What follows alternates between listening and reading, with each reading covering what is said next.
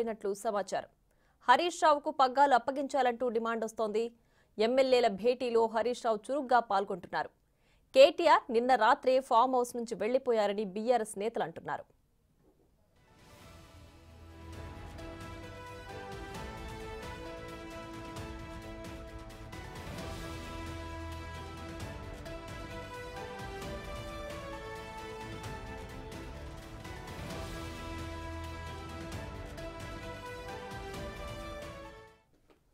Right, ఇక BRS working president గా కేటీఆర్ తప్పించబోతున్నారంటూ వార్తలు వస్తున్నాయి. సో దీనికి సంబంధించి మరింత సమాచారం మా ఇన్పుట్ ఎడిటర్ పవన్ లైవ్ లో అందించడానికి సిద్ధంగా ఉన్నారు.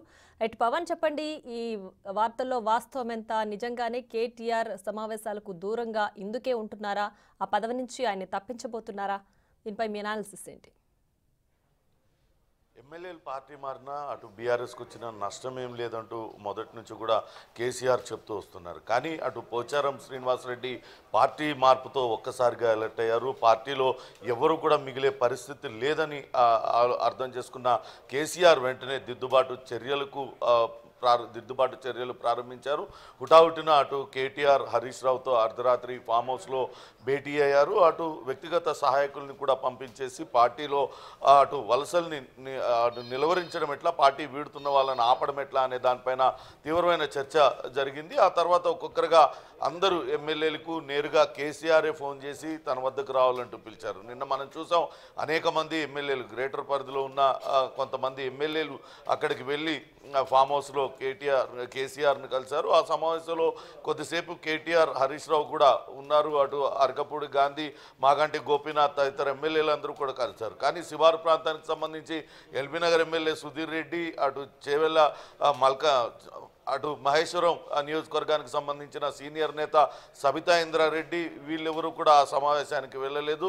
అయితే ఈరోజు కూడా కేసీఆర్ మరికొంతమంది ఎమ్మెల్యేలను పిలిచారు. అటు మేడ్చల్ ఎమ్మెల్యే మల్లారెడ్డితో పాటు మల్కాజ్గిరి ఎమ్మెల్యే రాజశేఖర్, అటు వేముల ప్రశాంత్ రెడ్డి వీళ్ళందరూ కూడా వెళ్ళారు. కానీ ఈరోజు సమావేశంలో కేటీఆర్ పాల్గొనలేదు, కేవలం హరీష్ రావు మాత్రమే పాల్గొన్నారు. ఇక ఓడిపోయిన బాల్కొండ ఎమ్మెల్యే జీవన్ రెడ్డి తదితరులు కూడా కేసీఆర్ని కలిశారు.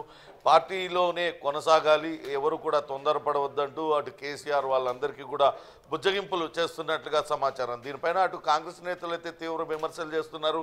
అధికారంలో ఉండగా ఒక్కనాడు కూడా ఎమ్మెల్యేలు కాదు మంత్రులకు కూడా కనీసం అపాయింట్మెంట్ ఇవ్వని కేసీఆర్ ఇప్పుడు నేరుగా తానే స్వయంగా ఒక్కొక్కరికి ఫోన్ చేసి వాళ్ళతో కలిసి అటు ఫామ్ హౌస్లో భోజనాలు చేస్తున్నారంటూ విమర్శలు చేస్తున్నారు. విమర్శల సంగతి ఎలా ఉన్నా ఇప్పటిదాకా అటు కేసీఆర్ని కలిసిన చాలామంది ఎమ్మెల్యేలు కుండబద్దలు కొట్టినట్టుగా తమ అభిప్రాయాలను వెలువచ్చినట్టుగా చెప్తున్నారు. గడిచిన 10 ఏళ్ళుగా ఎప్పుడూ కూడా కనీస గౌరవానికి నోచుకోలేదు. ఒక ప్రజాప్రతినిధిగా, ఒక ప్రాంత ఎమ్మెల్యేగా కూడా తమను ఎక్కడ కూడా గౌరవించిన పరిస్థితి లేదు. కానీ ఇప్పుడు నేరుగా ఫోన్లు చేసి మాట్లాడుతున్నారంటూ వాళ్ళు కేసీఆర్కు ముఖం మీదనే చెప్పారు. కానీ కేసీఆర్ వాళ్ళందరినీ సముదాయించే ప్రయత్నం చేస్తున్నారు. అప్పట్లో ఉన్న బిజీ షెడ్యూల్లో లేకుంటే మరో కారణాల వల్ల కలవలేకపోయాను, కానీ రాబోయే రోజుల్లో భవిష్యత్ బీఆర్ఎస్దే, మీరు ఎవరు కూడా తొందరపడవద్దంటూ వాళ్ళని సముదాయించే ప్రయత్నం చేస్తున్నారు. అయితే అటు కేటీఆర్ వ్యవహార శైలిపైన కూడా అటు కలిసిన ఎమ్మెల్యేలు కొంతమంది అటు ఫీడ్బ్యాక్ ఇచ్చినట్లుగా సమాచారం.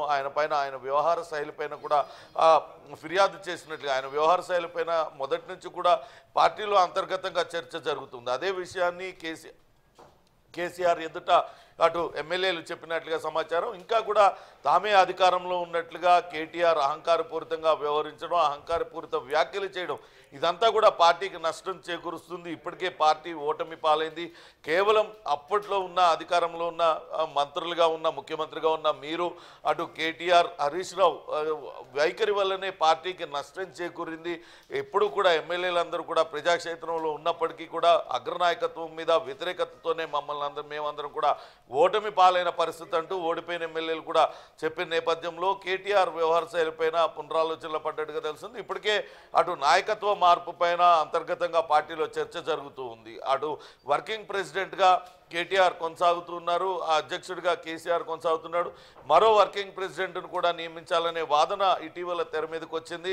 అటు మహబూబ్ నగర్ నాగర్ కర్నూలు నియోజకవర్గం నుంచి పార్లమెంట్ నియోజకవర్గం నుంచి పోటీ చేసిన ఆర్ఎస్ ప్రవీణ్ కుమార్కు మరో వర్కింగ్ ప్రెసిడెంట్గా బాధ్యతలు అప్పచెప్తారనే వాదన తెర మీదకి వచ్చింది. అట్లనే లీడర్ ఆఫ్ ఆపోజిషన్గా హరీష్ రావుకి నియమిస్తారు. హరీష్ రావుకు పార్టీ పగ్గాలు అప్పచెప్పాలనే డిమాండ్ కూడా అటు పార్టీ నేతల నుంచి వస్తున్న నేపథ్యంలో కేటీఆర్ను తప్పిస్తారనే ప్రచారం జరుగుతుంది. దానికి తోడు ఈరోజు కేటీఆర్ అక్కడ ఫామ్ హౌస్లో జరుగుతున్న ఇంత ఇంపార్టెంట్ చర్చలు, పార్టీని కాపాడుకోవడం ఎలా, పార్టీ నుంచి వెళ్ళిపోయే ఎమ్మెల్యేలను నిలువరించడానికి తీవ్ర ప్రయత్నాలు జరుగుతున్న సమయంలో ఇటువంటి కీలక సమావేశంలో కేటీఆర్ పాల్గొనకుండా బయటికి ఆయన లేకపోవడం అనేది కొంతవరకు కేటీఆర్ కూడా అసంతృప్తికి లోనయ్యారు. అందరూ తనపైన ఫిర్యాదులు చేయడంతో ఆ సమావేశాల్లో ఉండకుండా బయటకు వచ్చేశారు అనే వాదన వినపడుతుంది. అదే విషయం అటు రాజకీయ వర్గాల్లో చర్చ కొనసాగుతుంది. పార్టీలో అంతర్గతంగా కూడా అటు కేటీఆర్ వ్యవహార శైలిపైన ఇప్పటికీ అనేక సార్లు